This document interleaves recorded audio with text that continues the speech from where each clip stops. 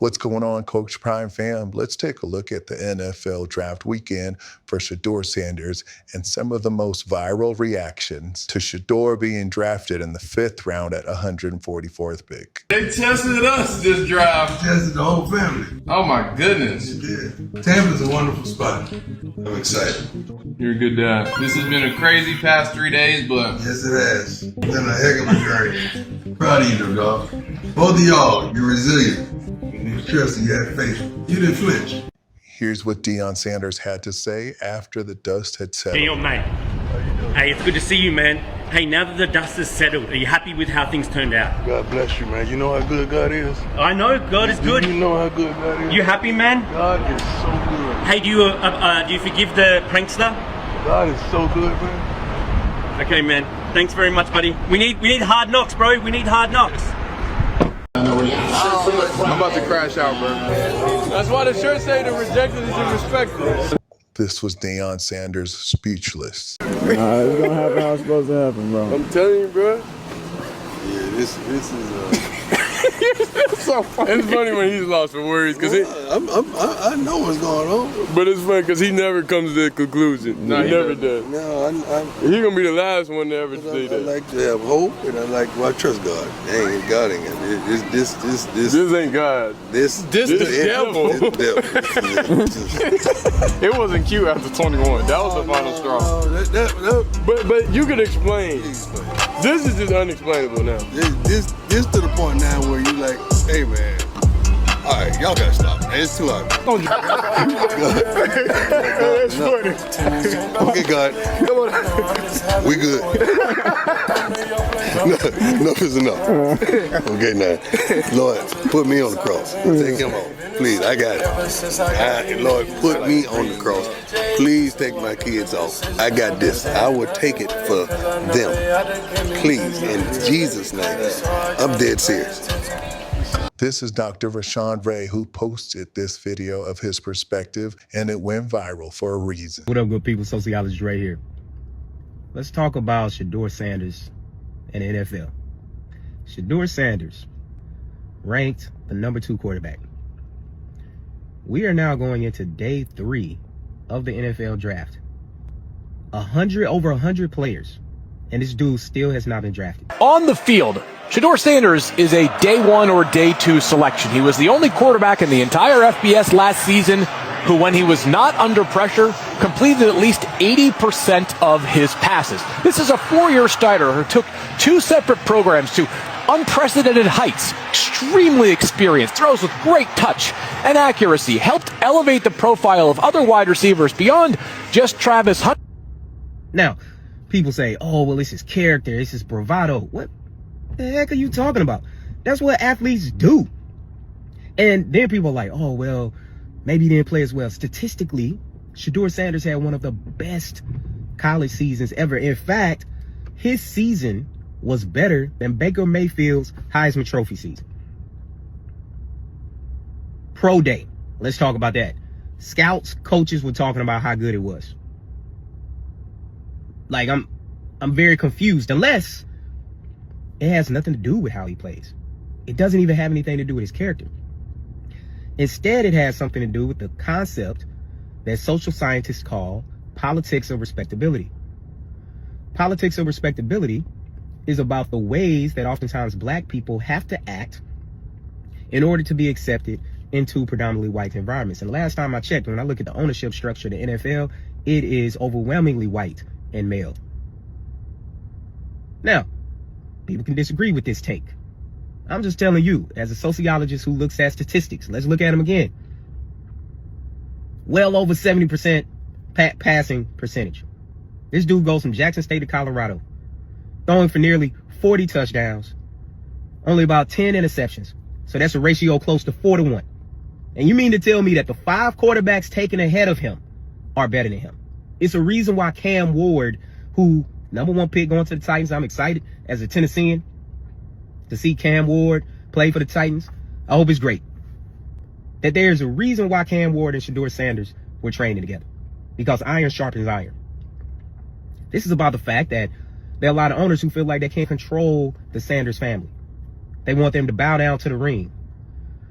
Deion, SHEDEUR, Shiloh, the Sanders, that's just not what they do.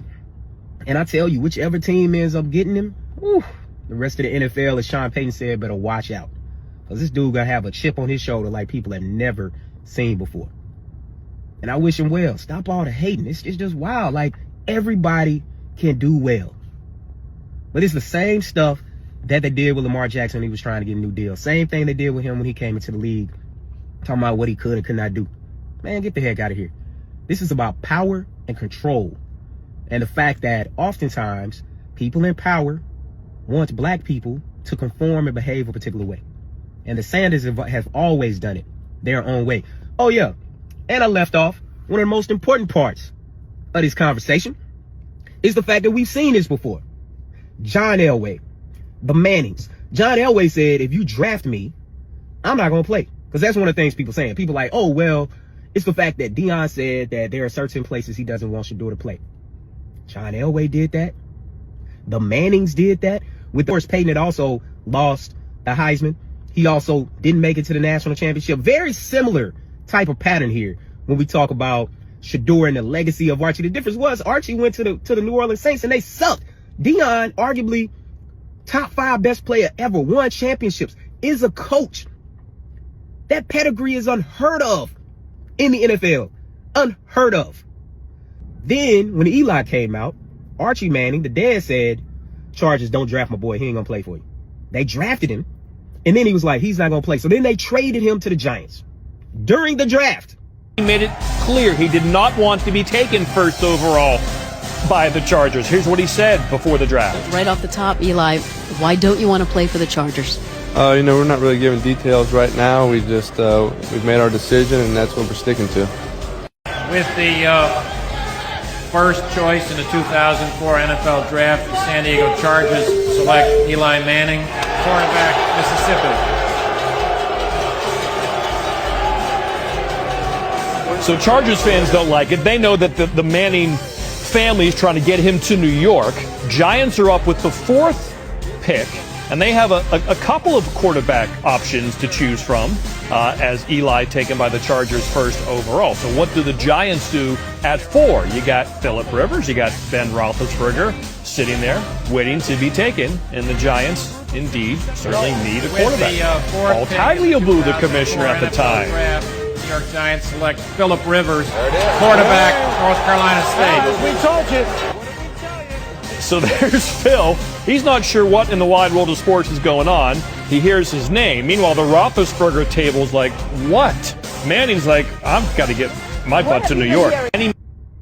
So what the heck are we talking about? It's very clear there are certain rules for some people, and then there are alternative rules for other people.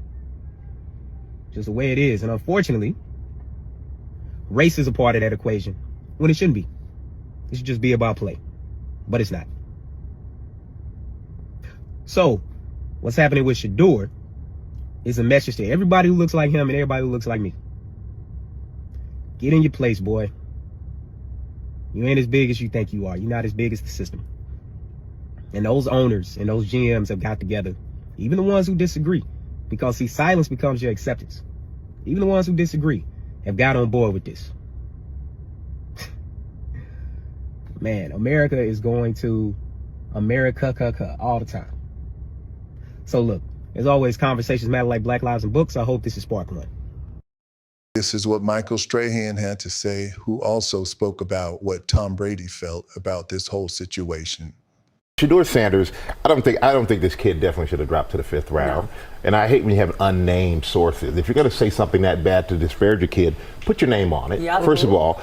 And, you said about a lineman draft. If there's a good quarterback, people want a good quarterback. You watch so many quarterbacks who have no amount of production like he had. And it's about numbers when it comes to quarterbacks.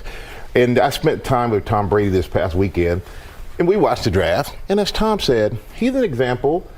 Doesn't matter where you pick. That's right. Right. Economically, he's got plenty of motivation. Yeah, economically, this may have hurt SHEDEUR Sanders, but opportunity-wise, it didn't, because he's on a team where I think he has a good shot to make a difference, and I think the kid's going to be a great player. Yeah, you heard him say, all I needed was the chance, and now he's got it. Yeah. So. And then he handled the prank, all this stuff, He handled right? that very well. Yeah, I think the Browns did a good thing, and I think they're going to enjoy it. and Michael Irvin had a lot to say about it. The SHEDEUR Sanders finally getting drafted by the Cleveland Browns in the 5th round. But in order to share the crime, the $40 million robbery that just took place of SHEDEUR Sanders, or should I say, I think the crime, the $50 million robbery of SHEDEUR Sanders, because that's what I just witnessed. And that's wow. Just like Bronny, SHEDEUR now is in a place where Deion can't go. And Deion can't protect. I loved Cleveland picking this kid early on. But I can be mad at Cleveland if they played the cards and picked him up in the 5th round and saved $50 million. Maybe in their minds, they figure they tricked off that money to Deshaun, so they got to trick it back off of SHEDEUR. You can't be mad at them because he was still there in the 5th round. But I surely would like to know how they knew he would still be there in the 5th round. I surely would like to know, with the value placed on quarterbacks, I don't care if you had a star quarterback, if you have a Patrick Mahomes or anybody, you don't leave this kind of talent in the draft. I wonder if Cleveland got a call from somebody in the NFL saying, we got to draft this kid, or something has to happen, or we got to lift whatever dark spot we put on him, or something has to happen. All I know is all my life, the years that we have processed quarterbacks, watched quarterbacks, rated quarterbacks, I've never seen a quarterback rated like this, done like this. So my mind has to say, what else is this? And the people that are involved, and the people that are making the calls, and the people that are working inside, you know what it is. And I have to say this, man, I just don't know how people put toothbrush to tooth in the morning and start their day, or even put head to pillow at night and get some rest. Well, you know, you just robbed this young man of $50 million. And it wasn't on his playing ability.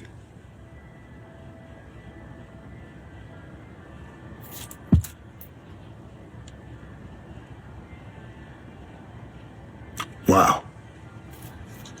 Shame on you. And I love this game. I love it more than anything in the world. And I've watched it all my life, from the time I watched with my father, you know, until this day. And I've looked at a lot of areas of this game, trying to get an advantage as I tried to get better in this game. I have no earthly idea of what I just witnessed. In all of my years of playing, watching, studying this game, I have no earthly way of explaining what I just saw. When we talk about what I saw, no. Let's not be simple and singular. When we talk about what we saw on the college football field the last few years with this young man, there's no way that happened. I hear people talking about his arm strength, though I've been to quite a few games and watched him play where he stood on one hash mark and threw that out ball all the way to the other side of the football field, and he didn't dirt that football. He made those completions all the time. I've seen him throw the deep balls and make perfect throws in the deep ball. He's as accurate as there is a quarterback coming out of college football. And the value we put on quarterbacks in this league, that's shocking that SHEDEUR Sanders did not get drafted last night. That's just, and asking me what was the reason, I don't know. It's the answer. I don't think in all of my years of being around this game, I've ever seen it. I don't know. But I can see it this time. I don't know. And you already know Shannon Sharpe and Ocho was going to tell it like it is. He speaketh his mind. I just want y'all to know that when you're a black man in America, right, sometimes you get reminders. You know what I mean? As a successful black man in America, I often get reminders. And in the SHEDEUR Sanders situation, this is just a reminder that you can do everything right in life. You can come from a good family. You could be a good student. You could be a God-fearing kid. You could be a hard worker. You could beat the odds. Your dad could be a Hall of Fame player, and you can beat the odds because not too many Hall of Fame players have good kids. So you can beat the odds. You can beat, he ain't his daddy. You can beat all of that growing up. But you still get a reminder that you just a nigga, man. That's it. You just a nigga. We sitting here looking at a public execution going on right in front of our eyes. Where it's like, we just got to remind you that you just a nigga. There's no other way to look at it. There's a lot of black analysts on TV, but they got to keep it corporate. They can't say what it is. They got to keep it corporate. I just think this is unbelievable. It's just, no, sometimes as a black man in America, you get reminded that you just a nigga. Don't matter how much work you put in. Don't matter. None of that don't matter. You got to understand. I arrived at a hotel in Boston, right? And I get to the front desk and I say, is there any way I could get a suite? And this lady looked at me and she said, I'm sorry. She didn't press one button. She says, I'm sorry, it's no suites in the building. They're all sold out. As she's saying it, a white man is walking out the back. As she said, he said, Gilly, oh man, I love you. Man, I love what you do for the community, man. You're a great guy. She handed me my room key. I get up to my floor. When the elevator opened, the white guy's on my floor. And he says, Gilly, I don't know why she told you there's no suites available. Every suite in the building is open, Gilly. Come back downstairs, man. We're going to put you in a suite. But it was just a reminder that you just a nigga. That lady looked at me and said, there's no suites. Before I make this hotel thousands of dollars, I would rather your black ass not be in a suite. So in life, you get reminded sometimes that you just a nigga. Here's what Mel Kiper had to say. I think it's disgusting. I don't understand what the heck's going on with this. Fifth player on my board. It's never happened before in 47 years where a player that high has dropped this far into the fourth round at quarterback. That's sitting there in round four with other quarterbacks being taken who aren't as good as SHEDEUR, aren't even close, in my opinion, in terms of accuracy, toughness. Arm strength is certainly more than good enough.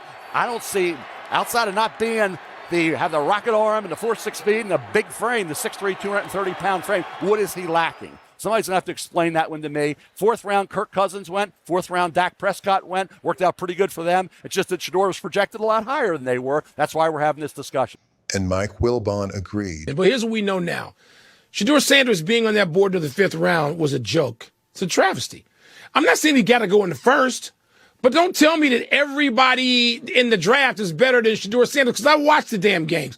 I watched the Colorado games. I don't need to just review film and take scouts' word for it, okay? And even if we take their word for it, they all had him ranked much, much, much, much, much higher than this.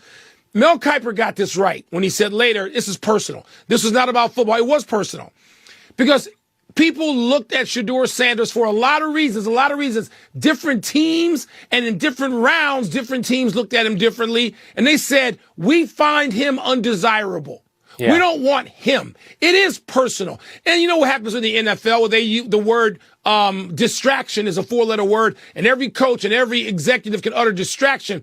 They just don't have the guts ever in the NFL to come out and say that somebody's a distraction. And they didn't want the distraction that they think SHEDEUR Sanders and the entire Sanders family was going to become. They don't have the stones in the NFL to ever say that out loud, so they hide behind other garbage.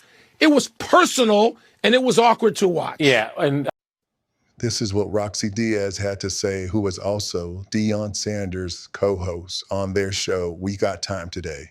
Contributor Roxy Diaz. She's on set. I'm so happy that you're here. I know. I finally get to be here with you in person. Yes. We've been looking forward to this for a really long time. And it actually is amazing timing because I know that you have a unique and special relationship with the Sanders family. So let's start there. Let's start talking about SHEDEUR Sanders, right? Drafted in the 5th round by the Cleveland Browns. He started to fall in the draft. It was pretty dramatic and surprising to a lot of people. So surprising that the president weighed in on it in support of him. But then it was also really bookended and punctuated by that prank call as well. Yeah, it was sad to say. Well, first and foremost, friend of the family, but also I host a show with Deion Sanders called We Got Time Today on Tubi. Shameless plug. Yes, I know, but here it is. But the negativity surrounding the draft weekend, it was really, really sad what happened with, it was Atlanta Falcons defensive coordinator coach's son, Jax Aldridge, who played that prank call on SHEDEUR, pretending to be the GM for the New Orleans Saints, which, being a Saints girl myself, it would have been great if it was the real thing, just saying,